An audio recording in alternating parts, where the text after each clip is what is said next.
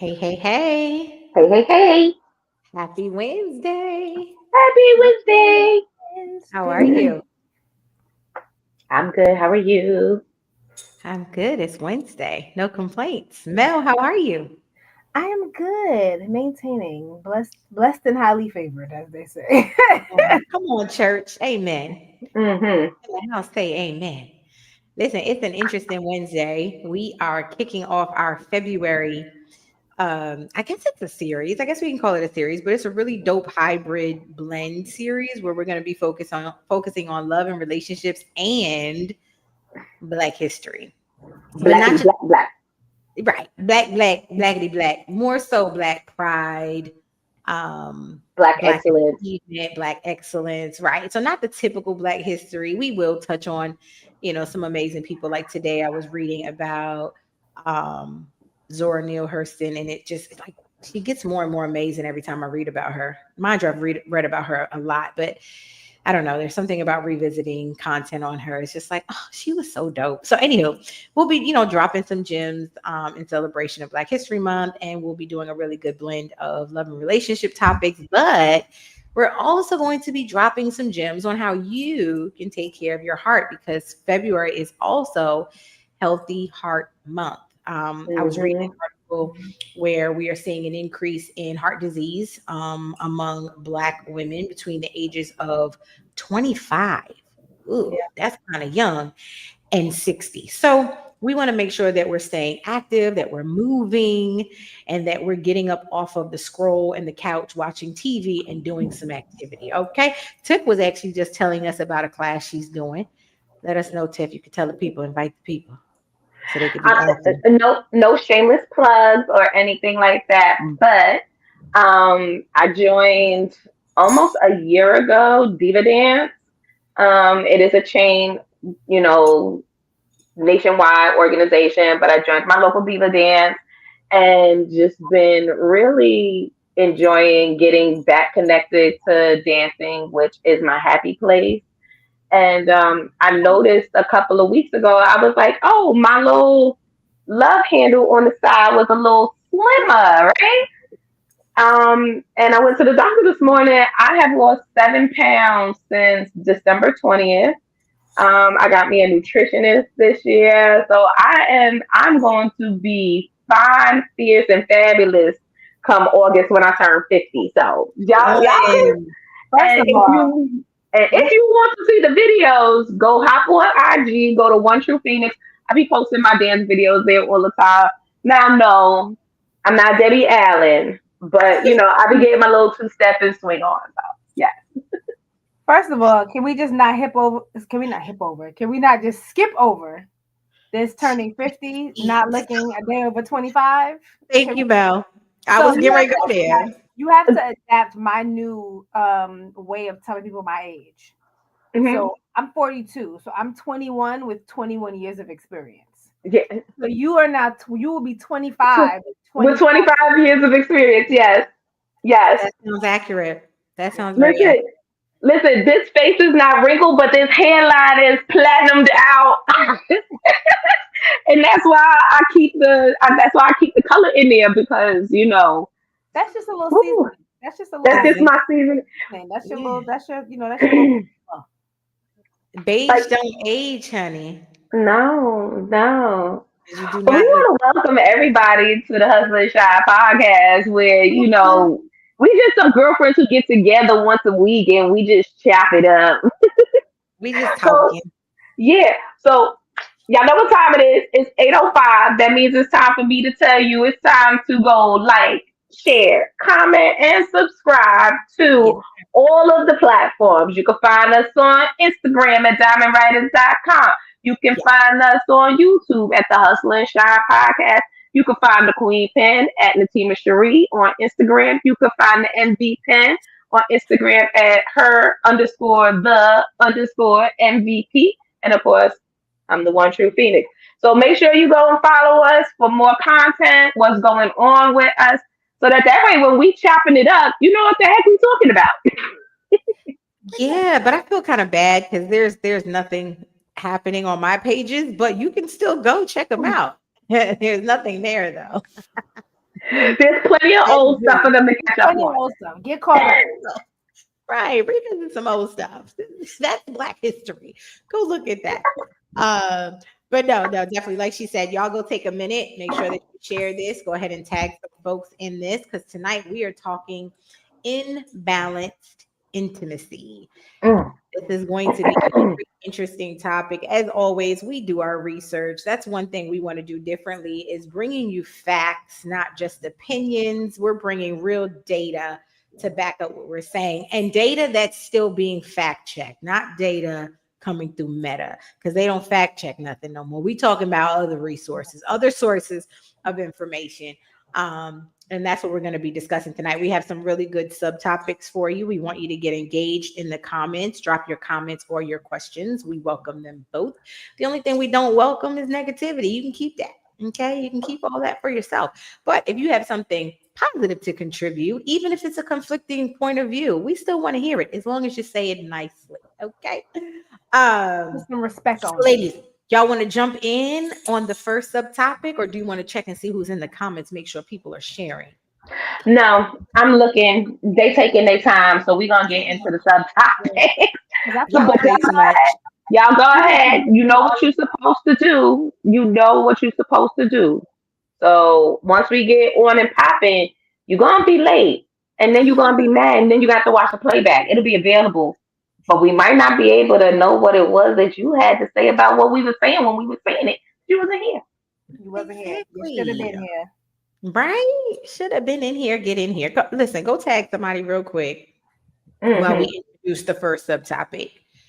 So go ahead and tag some folks. Uh, all right. So you let's you get gonna into take this. it?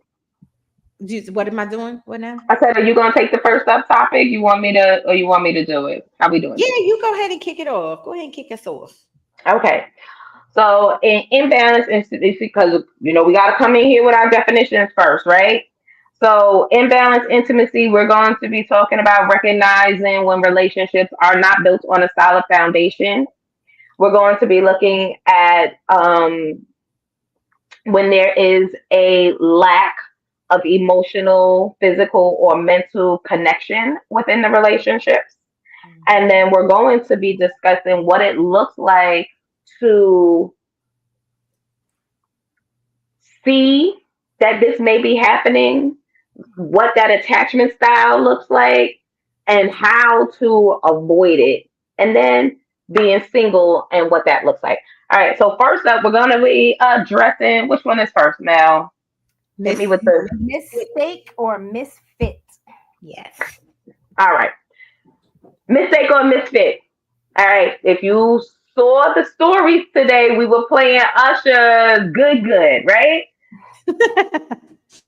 Doesn't mean that the person was bad for you, or were you just together at a bad time. Right person, right job. It could be right person, wrong time, wrong person, right time. It doesn't always mean that the person who you were in a relationship with and then the relationship ends, that you were all to fault or they were all to fault. When the relationship falls apart, there's enough blame to go around. But Mhm. we have to move beyond the blame and look at the accountability of what was it that I brought into this relationship that helped to lead to its demise, and what do I need to leave right where it is right now so I don't bring it into my next relationship and mess it all up again. All right. So that's where we at. Yes, ma'am. And one thing I do want to mention, I forgot to drop this disclaimer.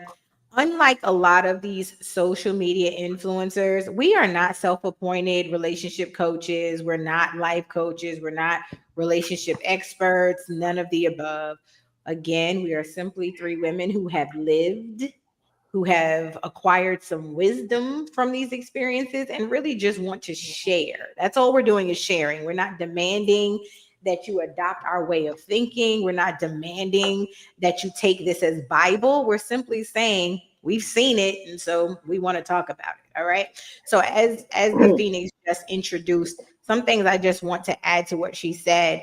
Um, some clues that you may be in an imbalanced intimate relationship. Maybe the relationship started or was forged by commonality versus chemistry or connection.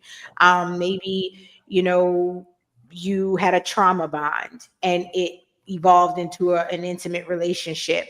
Maybe your attachment style is what connected you to the person. Maybe it was lust or something superficial, familiarity, or just convenient. Some of us are in relationships because it was convenient. It was better than being alone, right? Mhm. These are considered mismatch or misfit relationships. Like the Phoenix said, it's not always negative. It's not always a mistake that you've made. Sometimes you just don't realize you're not a fit.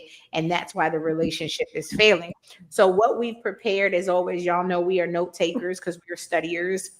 Is that a word? Studiers, researchers, we're Almost. going to do the work. Um, It we're is going to now.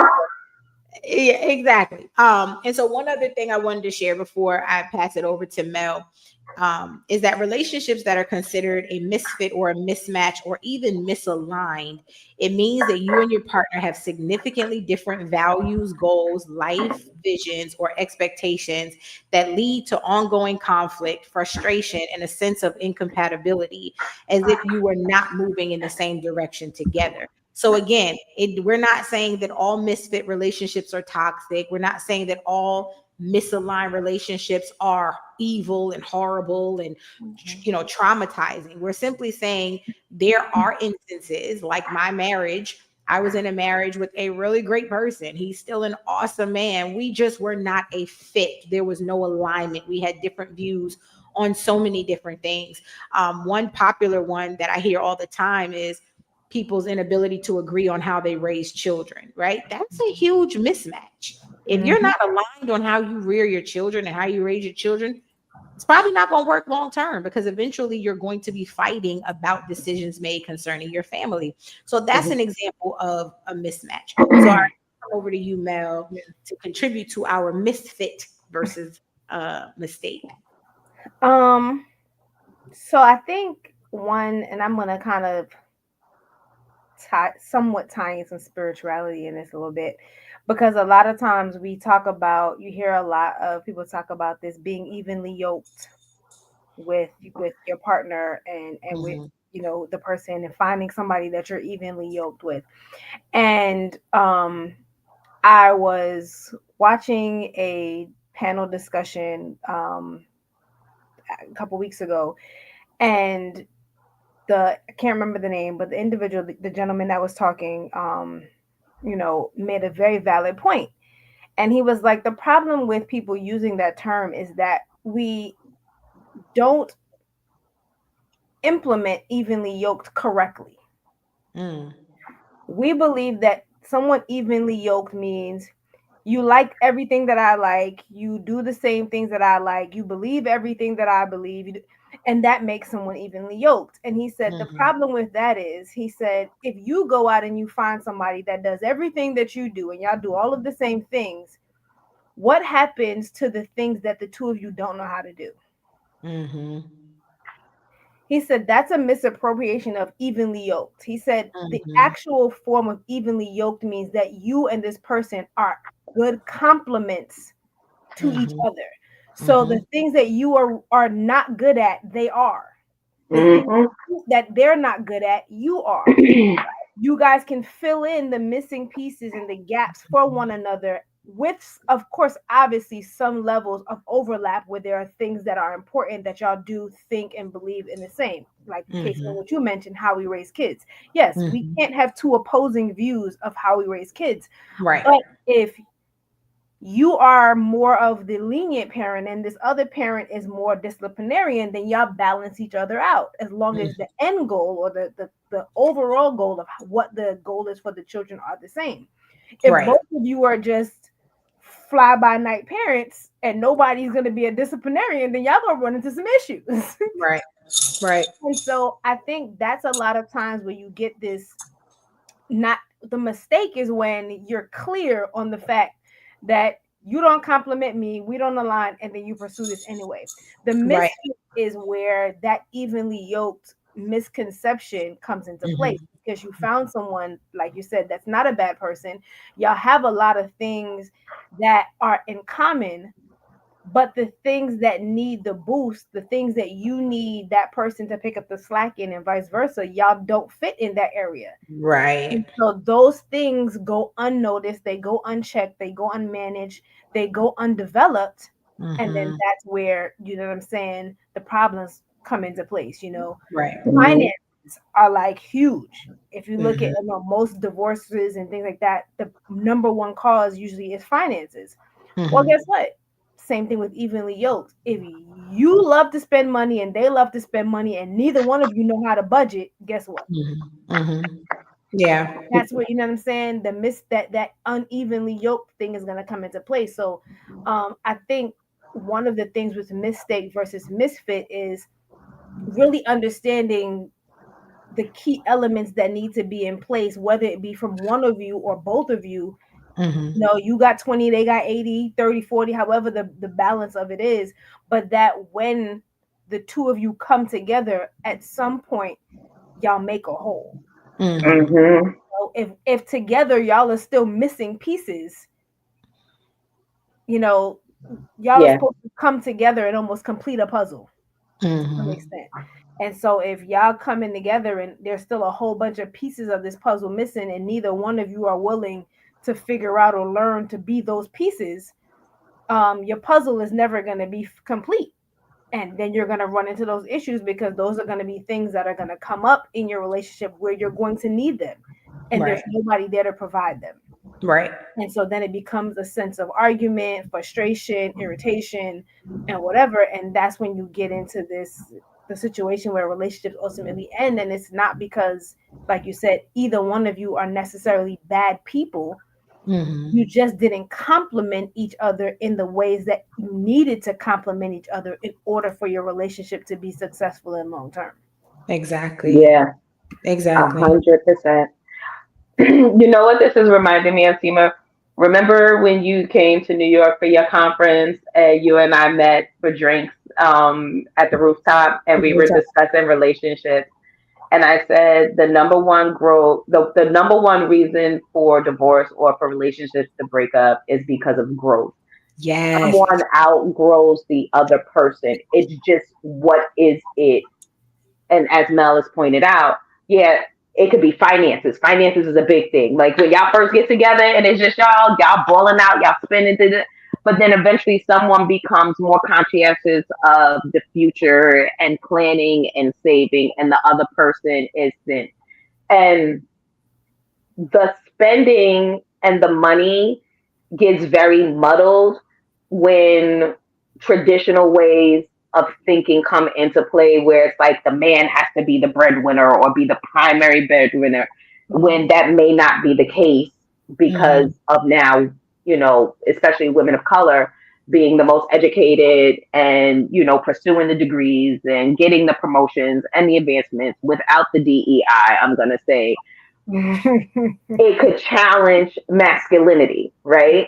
And so where she may be comfortable in doing certain things, he feels it's a challenge to his masculinity, and then there's problems there. The other Mm-hmm. thing is this whole notion of 50-50. It is not always going to be 50-50. There are going to be times where, as Mel said, one person will be stronger and more advanced at doing something than the other person is. The problem lies in with the stronger person looking back at the other person and then criticizing them for being weak or less than in that.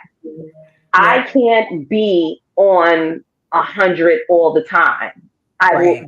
This is where burnout comes from. Mhm. Regardless of what it is that we're addressing, I cannot always be on. At some point in time, you have to allow me to tap out and then you go in. Mm-hmm. That's all there is to it. But Mm-hmm. again, when you go in, you should be using what your strength is, right? So if it's finances, if it's fixing the car, if it's planning vacations, whatever it is, know what your strengths are. Like, and if you have to sit down with a piece of paper and draw the column, be like, her and him. These are the things that I'm good at and rate them. Like, I'm Tima, you know how resumes would be like, I'm proficient, I do like Mm-hmm.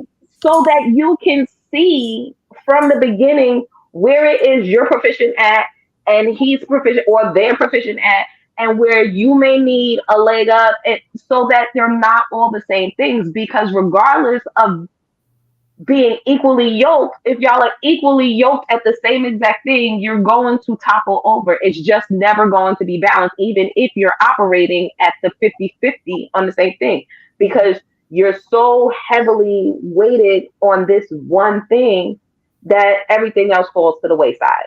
Right. So, Exactly.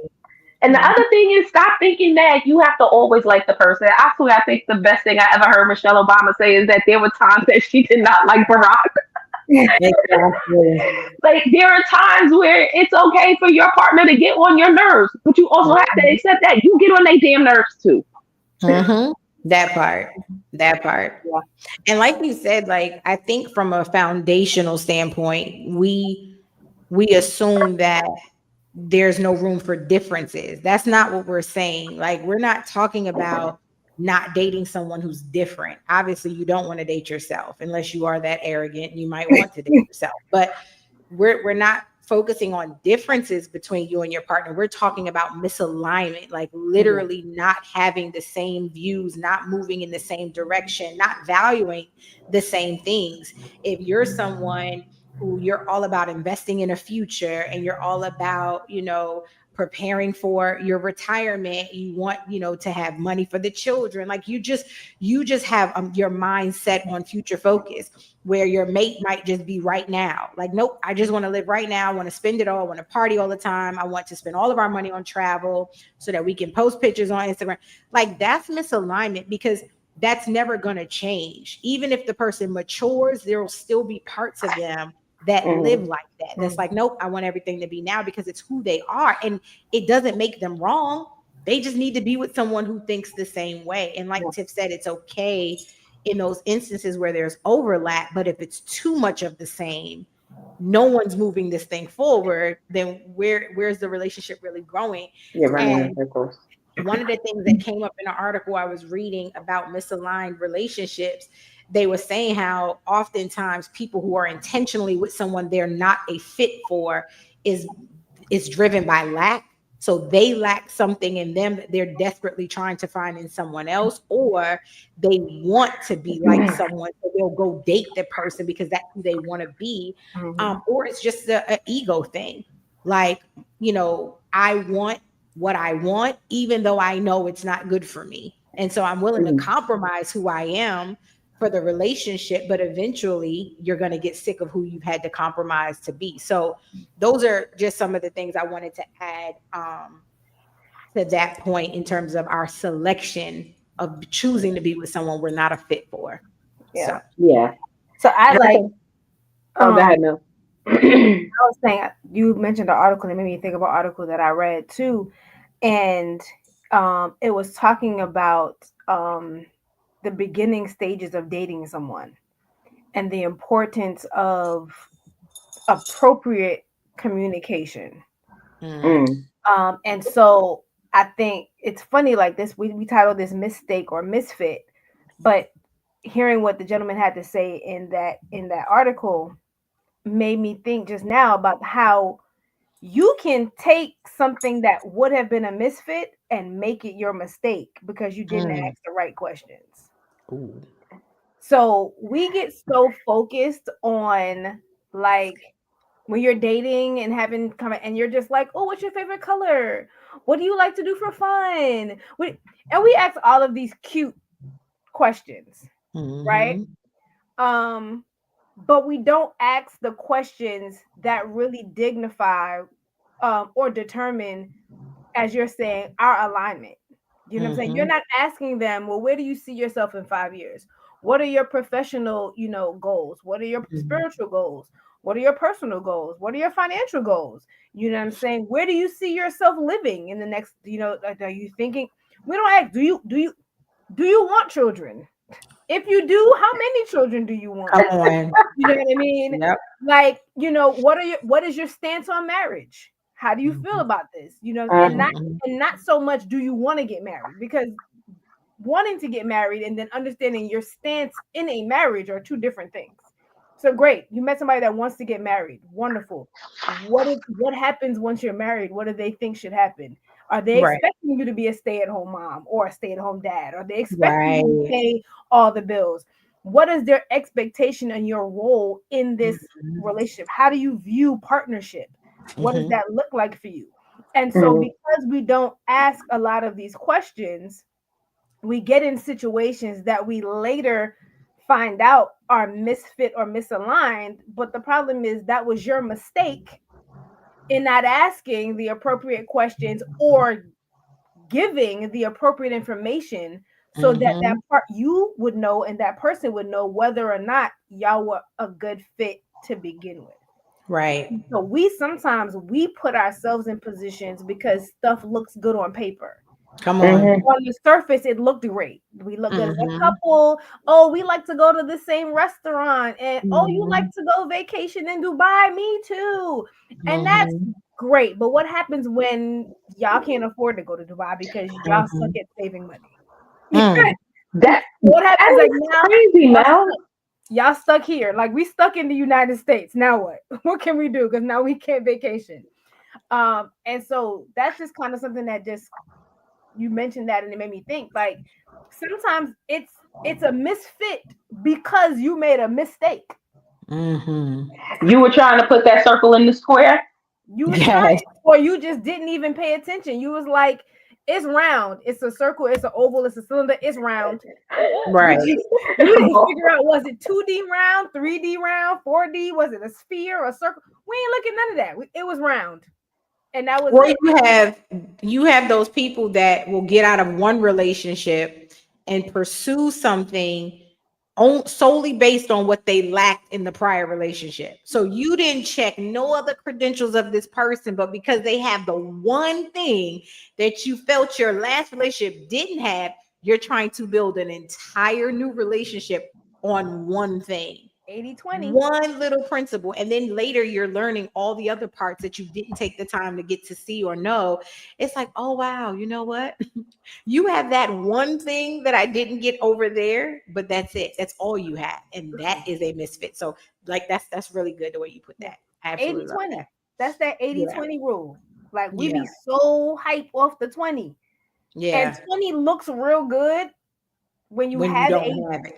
Right. When you got Right. when you have 80, that other 20 is like, ooh, but 20 by itself is not that great. Mm, It's no. not fun. It's great for the No. moment, Yeah. but it's not. And so I guess in this situation, we gotta stop making the mistake of forcing alignment or not asking the appropriate questions for Mm. what we really want because we Yep. don't. You know what I'm saying? If you want a man that's that makes six figures and gonna pay all the bills and you don't want to pay nothing and you just want to be at home cooking and cleaning, you might want to tell him that before y'all 3 years in and he looking at you like, so you're not gonna get a job? Right. He may not want that responsibility. That may not be the vision he has for his life. Right. Yeah, Right. You I That's gotta agree, good. ask Mel. questions. There's some comments coming in. The people are in the chat now, and they're coming through. And there's one comment that jumped out at me, and this came from Bernie said, "My pastor always said, get out of the bed and have a conversation. That part. Leave the pillow talk. Let's have a real conversation." Like Listen, we at in the beginning, we do ask the superficial questions, right? And we tailor the questions two ways. The first way is we're tailoring the questions to see if they're going to answer because we're looking for that 20% that we were lacking, right? The other thing is we're looking for what's going to be the easiest thing, right? mhm. That part. People, relationships are hard, right? Mhm. And so it's so good to be in the infatuation stage, in the I got butterflies every time I see them. Oh, they call me staying on the phone for hours just talking about nothing, right? And then what, right? Right. Mm. Right. Because eventually there becomes a day when y'all are not on the phone all day with each other, just talking about nothing, right? there Mhm. becomes a point in time where you have that first argument. How does this person argue? Do they Yep. argue dirty? Do they throw back at you the things that you've confided in them? Like, Mhm. what does that look like? Right. Right. And I had to say, when my husband and I first started dating, that I wanted to know. I was like, yeah, how do you argue? Hmm. Because I need to know if you're going to trigger me. Right. Right? Right. Right. Yeah, no, that's good. And like you said, we look at the relationships or the potential of a relationship through the lens of right now. Like we're always looking from the POV of right now, currently. What is this person? Who is this person? How do they make me feel? But we're not thinking long term because most people aren't thinking ahead in that way. Everything is so temporal, everything is so temporary that we've conditioned our minds to only look at relationships and connections as the short term, not the long term. So right now, you might be able to put up with, certain things in a relationship, but later you're not going to be able to. Later is going to be annoying. So I absolutely love that point of view. We have two more subtopics for you, and we are going to move through them because we're already at the halfway point. Good goodness.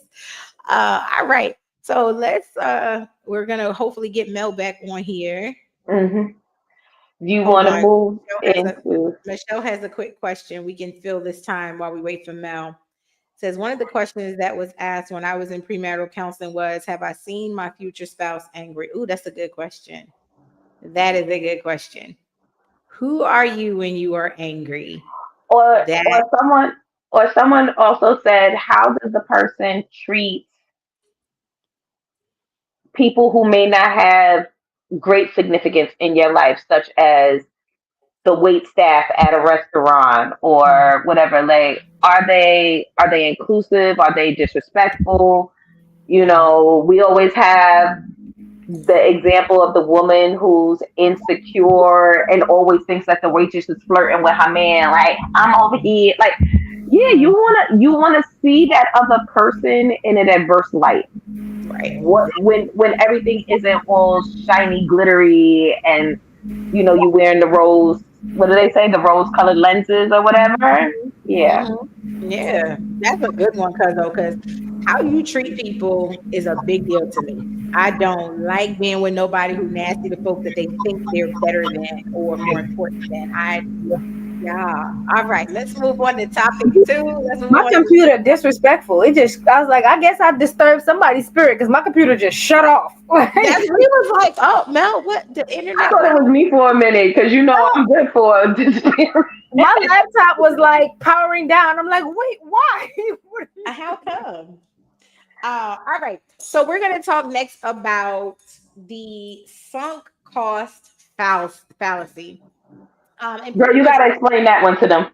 I got you. What this one means, what this subtopic means is it's for those folks who feel like they've invested too much time and too much energy to leave a relationship that they recognize is no longer a fit or has never been a fit, even at the expense of their own happiness. So I don't have it in front of me. I thought I wrote down the definition. Tiff, do you have it? The definition of what the term sunk cost fallacy means? No, I'm just gonna say, Beyonce, bring me along. I've been doing this too long, but I'll be damned if I see another. So, yeah, that's what it means. That's pretty much our definition for it. But there's it's an actual accounting term. It's actually used in corporate spaces, and we thought it was fitting because there are a lot of us who have invested time and energy and money and resources, and we've built people up and we've supported their dreams, and so we feel like that those investments will never get a return on them if we leave the relationship, and we feel like we would waste or walk away from it and waste it if we were to leave a relationship that does not serve us and is not fitting. And like I said, it costs us our own happiness. So that's what we're going to talk about. Like, I got the definition I down. was Okay. thinking that too. I was like, The tendency to continue investing in something even when it's clear it's not working because of time, money, and or effort that has already been put into it. So that's what that is. But again, for layman's term, Bring me along. Mel, you want to take this one first? Oh, child, child. Um, I think the big for me, I think sometimes the biggest reason for this is because we haven't figured out who we are outside of that individual. Mm. And so we're scared because it's like, who am I? It's like coming to America when it was like, what Whatever color you do you like. like? Whatever he likes. And so sometimes in relationships we've conformed because, like you said, these are not situations where everything was great and then it just miraculously blew up. You know what I'm saying? These are Yep. situations where there's been misalignment and disconnect for quite some time, but we've forced ourselves to stay in this situation, and tried to become what this person needed for this relationship to work. So Yep. in doing so, you end up losing your sense of identity. And so a lot of Yep. times when we get to the point where we realize, okay, this isn't working, it's time to go, but we're apprehensive because who am I without this person? Mhm. You know what I'm Mm-hmm. saying? Who am I? What can I do? Or who's gonna do this? People. I've heard women say, like, well, if I get divorced, like, who's gonna take out the garbage and who's gonna change the light bulbs? I'd be looking at them like, your hands work, Know honey. that part. Task rabbit. Like, you know what I'm saying? It's not. But we Unpack. try to we look at so much of these minuscule benefits, Mm-hmm. and you add them up, and so it's like you start putting in it. So it's like you got 1,000 sand grains, and you're like, but it's 1,000 of them. I'm like, but do you realize that 1,000 sand grains does not weigh as much as this one boulder? Right. Mhm. You Right. holding on to 1,000 sand grains, and that's great. And this Yep. one boulder is about to kill you. Mm-hmm. Um, and so even when it comes to like children, and I can speak from my own experience, when I was married, um, I was so caught up in how is my stepdaughter going to react? How is she going to function? What's going to happen to her? Is she going to be okay? Is she going to Mm-hmm. be able to thrive and all this other stuff? And then I had to stop and I was like, yeah, it's going to suck for her to Mm-hmm. lose the mother that she's known for the last, X amount of years. It's going to, Yeah. I was like, but what's going to suck more is if I stay in this situation and she watches me endure what I'm enduring and then becomes to think that this is normal Mm-hmm. way of life. Yep. And so we don't even, people always say, oh, we got to stay for the kids. And I always say, listen, kids are so much more resilient than we think, Mm-hmm. but also kids are so much better with happy, productive, mentally sound parents Yep. than they are in a dysfunctional household. Yep. And it's evident. People can Mm-hmm. always tell when your happiness is natural and when it's faked. Right. Um, and that's another part of this codependency, because that's what it is when you Yeah. reach this point of the relationship. It's codependency. Now you are now depending on this person to fulfill or to fill whatever parts of you that you're Mm-hmm. scared to have to fill on your own. Yep. Yep. And we're scared to have to find happiness by ourselves. We're scared to have to find contentment in ourselves. Mm-hmm. We're scared to have to find sufficiency in Mm-hmm. ourselves. So we Yep. rely on this relationship, this person, this connection, this bond to provide all of these things. Mm-hmm. And the sad part is when you're in a mismatched, misaligned relationship or relationship that is failing for whatever the reason is, it's actually not fueling any of these. It's depleting them. It's Yep. making you less secure. It's making Yep. you less confident. It's Mm-hmm. making you less self-reliant. It's Mm-hmm. making you, less self-assured. So it's actually depleting the things that you're very afraid of having Mm-hmm. to discover on your own. And Right. the longer you sit in these situations, the harder it's going to be to rediscover these things because they've Yep. drained. You've now adapted or convinced yourself that this situation is healthy and it's happy Mhm. and it's normal. Mhm. So you now have very limited viewpoint or perspective of what happiness for you really looks like. Right. And so just like the definition said, we are willing to sacrifice authenticity for the false narrative of Yep. saying, hey, I'm still here. Mhm. Mhm. As we talked about, not wanting to look like a failure. That was another thing for me in my marriage was, I didn't want to feel like I failed or to be looked at like, oh, you didn't. And it was like, am I really failing by staying or am I failing by continuing to lose myself and Right. almost in a sense in my situation degrade myself and belittle myself by staying in a situation that is deteriorating and depleting me daily? Mhm. What's the real failure in this? Because Right. you be so concerned about failing other people, how about failing yourself? Right. Because where's the care for you? where are you Mhm. where are you understanding the benefit of yourself and your well-being and your healthy happiness? We're not, and we constantly put the opinions of others and how other people will view us, how other people look at us, or how that person may view us, Right. as opposed to really what's more beneficial and healthy for both people. Because nine Mhm. times out of 10, if you miserable, your partner miserable too. I've never met a couple where one person was just completely unhappy and the other person was like, I'm good. it's great. Right. Like I've yet, and maybe it happens and it's a thing, but I've never been in a situation where one person was like, "This ain't working. Nothing is clicking. Nothing is going on," and the other person is like, "I don't know what you're talking about. I thought we were great." Right. No, Right. I think that actually does happen. And it's because the person who is miserable is the one who's bleeding into the other person who's receiving and reaping the benefits and the rewards of the other person bleeding out into the relationship.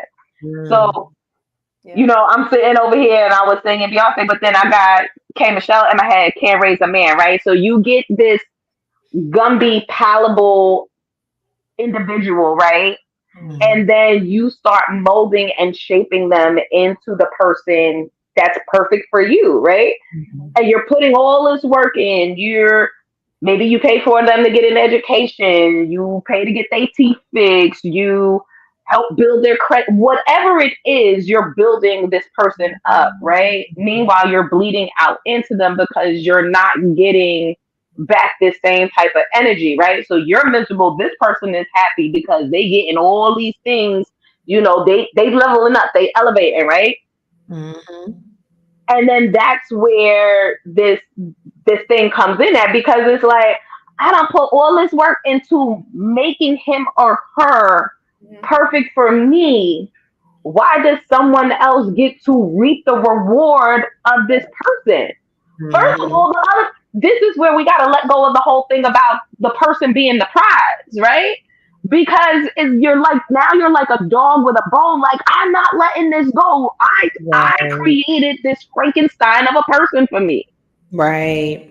I made them in what I wanted them to look like. How dare somebody else get my builder person? Right. Get the build a bay. Right? Right. The builder bay, right? How dare you come and try and take my builder bay? This is Mhm. my project. And if we release, like, that we're the ones that have to help the other person fix themselves or make them whole, then it doesn't hurt as much when you have to let them go, because they Mhm. were never yours. They were never your possession for you to hold, to be holding on to like that, them like Right. that. And so I wrote down that, in these relationships, people over here wishing and making magic over here, like, I'm gonna sprinkle a little this in them and I'm gonna give a little bit of that to them, right? Mhm. Because I'm creating. I'm creating what I think is my perfect person. Mhm. But there's no such thing as a perfect person. There is always going to be a fault or something about the person that just doesn't make them complete, Right. because we're eternal works in progress. Yep. We're never complete. Mhm. Yep. As the people that we are placed on this earth, we will never be 100%. We will never be complete. Yeah.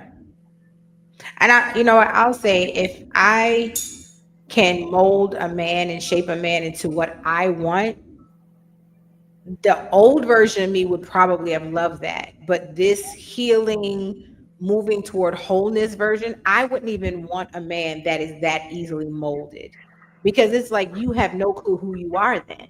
Because if you are self aware and you are firm in who you are, can't nobody come and mold you and shape you and move you, because you're firm in who you are. And Yep. so I can't even honestly say I want a person like that, who can be easily changed and swayed. And you know what I'm saying? When you were with this person, you were into crystals and incense, and then you came over here and you're into Jesus, and then you go over to that girl and you into whatever I don't even want, because you all over the place. Like, you can Yep. be swayed. Um, but one thing I will say, like, when it comes to our investment in people, you don't always reap where you've sown. And that's why I have no problem walking away from a relationship that I know is a misalignment or is not a fit, even with the investments that I've made in the person, even with the things that I've poured into them, because my harvest may not be in this relationship with this person, but it may come in the next. And I may reap the benefits over there. It's no different than how we are in faith. You may do something for one person and you may sow a seed in one person, but it doesn't mean that's where your return will be. It may be somewhere else. And so I think when we approach relationship, even friendships, I have friends that I've done so much for, and they've never been able to reciprocate. They've never been able to do things in return for me. But then I'll have another friend or meet someone else or make a new connection, and that person's doing so much for me. So Mhm. you're not always going to get back where you've actually planted. You just Yeah. have to be okay with saying, you know what, I did invest a lot in that person. I did do a lot for that man or that woman. I spent time building them up, supporting their dreams. That's good for them. It doesn't mean that I'll never see a return on it. It just won't come through this Yeah. relationship. And that's just fine. And I think that's something we have to be okay with as Yeah. people. So, yeah. Yeah.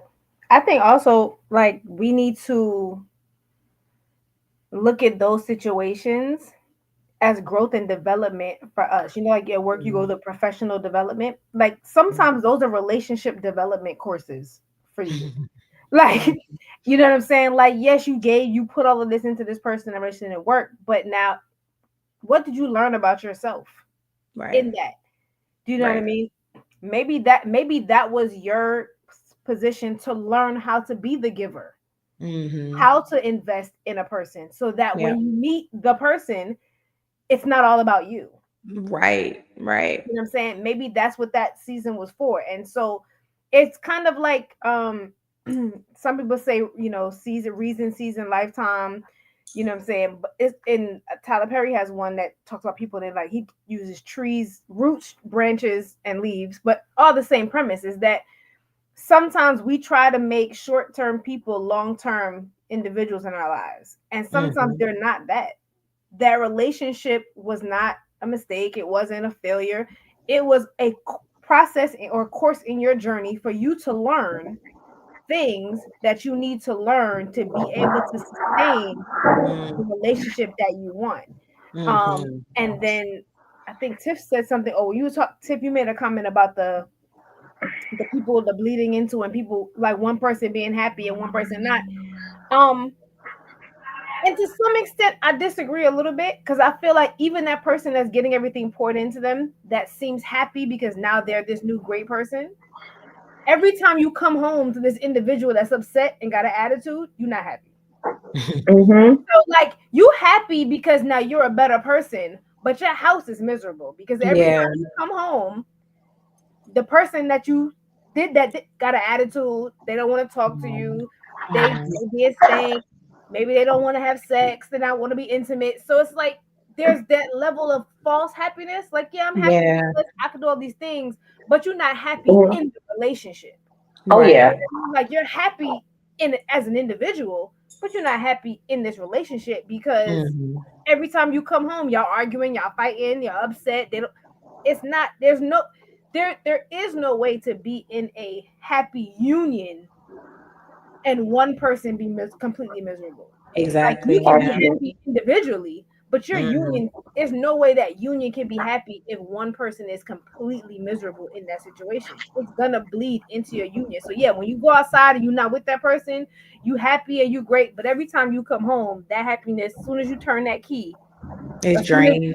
as soon as you see their name pop up on your phone, you like, oh, what she, you know what I'm saying? What they finna talk about now? You know, it's not. It Hmm. doesn't work. You know what I'm Yeah. saying? As we talked about in the previous episode, energy is transferred. So Yep. if you got a negative energy about you, I could be the happiest person in the world outside. The minute I walk into that house, there's no way I can be that happy anymore. Hmm. It's, Absolutely. you know what I mean? You know what, I agree with what you're saying, in the sense that, yeah, the person would have to be completely oblivious and self-absorbed to still be happy and bliss when they have this miserable person on the other side, because that person just is not being fed back the same love and getting reciprocated. So yeah, I get what you're saying, because I've had that experience personally myself, within my own household, where I've been told, how can you be this one thing when you're sitting in front of the computer screen, but as soon as you log off, you're somebody different? And my only response was, again, the energy begets energy. Like, if I feel safe enough to be this person in this space, then I will be that person. But if I don't feel safe enough or comfortable enough in this space, then no, that's not who you're gonna get. So Mm. Yeah. Well, the ladies, I don't know if compatibility. we have enough time for one more subtopic or if we need to go ahead and hit the gym. I don't know if we need to drop a gym. Um, what I'm gonna say is maybe the subtopic, uh, is going to be good when we move into the second part. Um, it's going to be a good segue into next week's episode, I think, because Okay. we're talking about relationships. So we can start it, I think, but then we're gonna say some stuff for the people to come back even more and more. Okay, cool, cool, cool, cool. All right, so yeah, so we're our final subtopic, and like Phoenix said, we'll go ahead and touch on it, and then we'll pick up where we left off in our next episode. But we're talking about if I were single, right? So you've moved past the fear of leaving the relationship. You've let go of the sunk cost fallacy, and you've decided I'm going to sever the relationship. We have irreconcilable differences. It's not going to work long term. I can't see myself happy with this person. We wanted to share some of the positive aspects of using singleness to start over. A lot of times people treat singleness like it's a disease, like there's something wrong with it. Oh, there must be something wrong with you. Why are you single? Some of us have asked ourselves, why am I single? I'm so great. I do all these things well. Why am I single? Singleness is not a barometer for your character or personality. It is Mhm. not a deciding factor if you are worthy of being in a relationship. It simply just means your current status is single, and that is totally fine. And so this is where we just wanted to kind of share some positive aspects of singleness and what you should be doing in your season of singleness to restart and re-engage with yourself. Like Mel said earlier, who are you outside of these relationships? Do you Mhm. even know who you are? So I don't know which one of y'all want to take that first real quick and add something to it. I'll take it first. For me, I think in the season of singleness, after coming out of this imbalanced relationship, the first thing you need to do is just spend time on yourself. Really take an assessment of what it is that makes you happy and what made you sad in that particular relationship. Why did I do these things? A Mhm. lot of it, unfortunately, is going to stem out of trauma, out of things that happened to you in your younger formative years and everything like that. And as I said, we are works in progress. But if there are certain things that we can address and fix about ourselves while we're in this single stage, I say go for it. Figure out everything about you. What makes you happy? What doesn't make you happy? And by damn it, set them damn boundaries. Yeah, Boundaries are not about just keeping people out there, about keeping you in and keeping you safe too. that's so good. Ooh, that's good. Some of us need boundaries for ourselves. Come on. Hmm. Go ahead, Mel. Um, I think for me that single time, like I think I consider that like R&D, research and development. That's what singleness is to me. That's research and development. Mhm. Is research all the aspects of your past relationships. What worked? What did it? What did I like? What did I not like? What are the things that Mhm. I really want? Because sometimes you go in a relationship saying, well, these are the things I want in a person. And then you Mhm. got that and you was like, I don't really like that. That Mhm. didn't really, I actually need this. Figure out those things that worked and didn't work. What did you like? Mhm. What didn't you like? What did you not get that you wish you did get? What what I'm saying? Did you give that you would like? I didn't figure. That's the research part, and then development. Develop these characteristics in yourself. Very often, we want things from our partner that we don't have, that we have not developed in ourselves. You want someone that's going to be gentle when they speak to you, kind, but that's not a characteristic you possess in its entirety. So become the characteristics and the personality traits of the person that you want. Not saying that you have to now be a man, but if you want someone that is compassionate and considerate, develop compassion and consideration. If you want someone that's going to be honest and transparent, develop a level of honesty and transparency within yourself. And you can do that in your friendships, in your family. It Mhm. doesn't have to be done in another relationship. It can Mhm. be done with yourself. Learn to be truthful and honest with yourself. Yeah. Learn to love and have compassion for yourself. So that's for me singleness, research and development. Research the things that worked and didn't work, and then develop the characteristics in yourself that you want someone else to possess. Mhm. That's good. That is good. Well, listen, we are going to continue this particular conversation or this part of the conversation next week, where we continue in the love and relationships conversation. And then we'll be transitioning to focus on Black excellence and other Black History Month topics. But do you guys want to visit the chat before we drop a gem? Uh, you see Okay. anything that popped up? So many. Let's see. It's just, I mean, everybody, they Oh, was here in go here. one. You have to treat potentials like a job. Apply to many, say yes to one with the better offer. I can't. Come on, Joyce, with the Come HR on, hat. Dr. Joyce. God That's told me good. to be what I want to see. Okay, That's come on. good. Yeah. That is so good. They Well, was, as they was always, excited. we are going to be back next Wednesday. I think we have a special guest next week. Am I right? Is Yes, Dr. we Love do. on with us? Yes, we have lovely Miss Candace Harper coming back when she was with us um in October. Her show got cut short and then scheduled conflicts, but she is back for a full episode. So make sure you join us.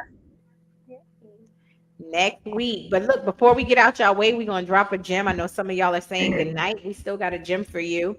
And then we'll say good night. And of course, we will be back next week, same time, same platform. All right. Phoenix, you was the last talking. You can go ahead and drop your gem.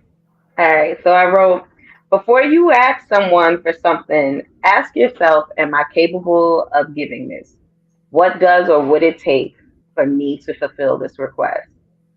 Ooh, that's And then good. give that grace and understanding to the other person. That is good. Okay, now, Mm. Mel, what's your Um, gem? I'm gonna keep it sweet. Before you're ready to jump off the cliff for someone, make sure that they're ready and capable to catch you. Ooh, Mm, mm, mm. okay then. Suck air right out my lungs. Okay then. Um, so as always, my gym never has anything to do with the shows anymore, it seems. But I was talking to I shared this with a girlfriend of mine earlier today, and I was led to share this with you. So I was reading Daniel chapter 6, and this when Daniel was in the lion's den, and Daniel prayed for 21 days to be released and delivered from the lion's den, right? And so I kind of judged Daniel a little bit. I said, God, why is he still praying the same thing for 21 days, not realizing that the lion never devoured him? The beast never consumed him. He's still alive to pray for 21 days in this lion's den. And so the Holy Spirit kind of, chin checked me and said, yeah, you do the same thing. You will be in a situation not realizing you have not been consumed by the circumstance. You have not been overwhelmed by the problem. You have not been undertaken by the challenge. And yet you'll keep doing the same thing also. And so, anyway, I wanted to share that with you. If you are in a situation or a circumstance or dealing with a problem and you think God is not listening, you don't believe that He's hearing you, you have not yet been delivered, you have not yet seen the answer you're praying for, just know that He is working things out for your good because you have not been devoured by the beast. There has been nothing to consume you. So that is my gem for you, to trust God's track record. Literally, Daniel survived for 21 days to pray because the Lord closed the mouth of that lion and did not allow him to be consumed. And your situation is no different. So, whatever you're going through, give God a chance to show up because He's on the way. All right, that's all I wanted to share. That blessed me and checked me, and I will never judge Daniel again. Uh, but listen, we always appreciate you being here. We thank you for the support of this platform. We know you can be anywhere else on a Wednesday evening, but you are right here with us, and we love you for that.